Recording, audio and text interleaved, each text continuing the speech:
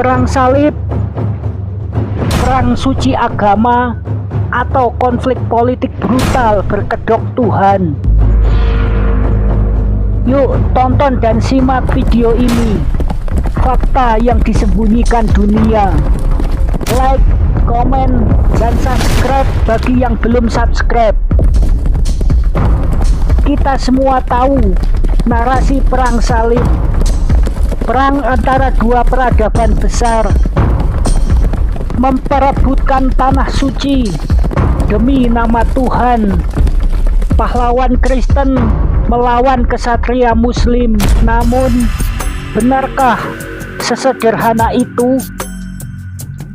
Di 1001 hikmah ini, kita akan melihat bagaimana konflik yang berlangsung hampir 200 tahun ini bukanlah sekedar perang suci, melainkan permainan catur politik yang brutal yang disamarkan dengan bendera agama. Dari sudut pandang Baghdad dan Timur Tengah, perang salib adalah keterkejutan, kekacauan, dan kesempatan. Kita akan membedah fiksi heroik yang sering kita tonton dengan fakta realitas politik saat itu. Sisi malam perang salib adalah narasi yang diromantisasi oleh Barat dan Timur. Narasi Barat, perang ini adalah panggilan suci untuk membebaskan Yerusalem dari kaum kafir dengan janji pengampunan dosa. Narasi Timur, perang ini adalah jihad yang menyatukan faksi-faksi Muslim di bawah pahlawan legendaris seperti Salahuddin Al-Ayyubi. Kisah-kisah ini menciptakan ilusi perang yang didorong oleh iman yang murni. Namun, hikmah sejarah jauh lebih kotor, lebih serakah, dan jauh lebih politis. Sisi hikmah menunjukkan bahwa perang salib memiliki motif yang sangat duniawi. Motivasi Eropa, ekonomi, dan politik. Sebagian besar tentara yang berangkat adalah bangsawan rendahan atau petani miskin yang mencari tanah, kekayaan, dan jalan keluar dari kelaparan di Eropa.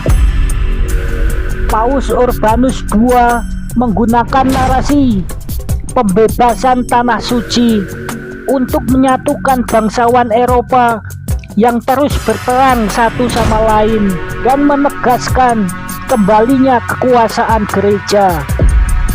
Kekacauan di Timur Tengah.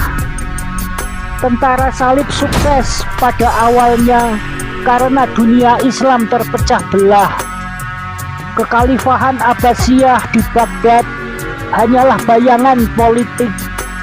Kekuasaan real dipegang oleh faksi-faksi kecil, Seljuk, Fatimiyah, Atabeng, yang sibuk saling serang, bukan fokus pada ancaman dari luar. Kekejaman, kita harus jujur, perang salib pertama adalah pembantaian biadab. Pembantaian di Yerusalem tahun 1099 tidak mengenal agama Muslim, Kristen Ortodok, dan Yahudi. Semuanya sama-sama dibantai. Di mana posisi Baghdad saat ini? Harun ar-Rasyid sudah lama tiada.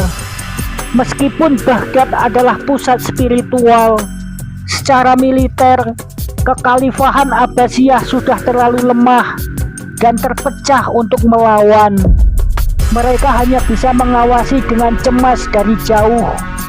Perang salib adalah bukti betapa parahnya kelemahan politik di dunia Islam. Sebuah peringatan dramatis akan keruntuhan yang akan datang 150 tahun kemudian. Kisah heroik Salahuddin sangat nyata, tetapi perlu diingat, ia menghabiskan waktu bertahun-tahun untuk menyatukan umat Islam yang terpecah sebelum bisa mengusir tentara salib. Ini bukan hanya perang agama, ini adalah perang melawan pepecahan internal. Perang salib adalah kisah tentang bagaimana retorika suci bisa menjadi selubung tipis di atas ambisi politik. Tanah dan kekayaan itu adalah babak yang kejam yang menandai akhir dominasi mutlak Baghdad. Episode berikutnya kita akan melihat konsekuensi dari semua konflik ini. Kita akan membedah kisah Shahrazad dan Raja Syahrir. Mengapa sastra dan kisah fiksi menjadi alat terakhir untuk melawan tirani? Jangan hanya mendengar dongeng, pelajari hikmahnya. Subscribe dan nyalakan lonceng untuk video selanjutnya. Terima kasih.